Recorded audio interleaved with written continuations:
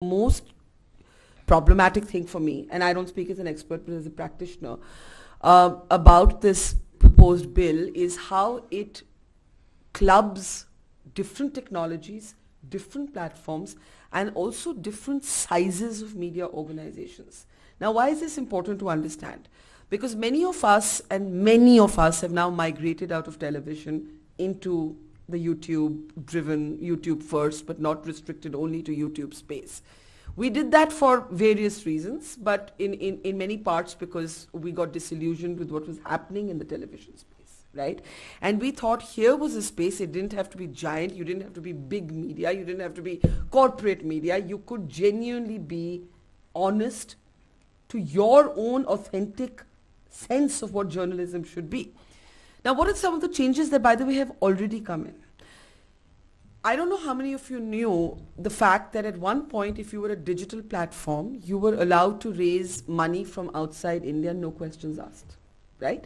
Foreign direct investment, 26%, no questions asked. Now, those rules have changed. Now, nobody has come and announced them and made a big announcement of them, but it directly impacts capacity to raise money. Let's start there.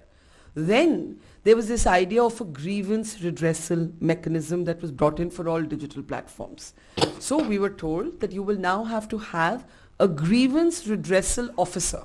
Now, in of itself, it sounds perfectly innocuous. The audience should have some sort of, way to tell you we have a problem with your story.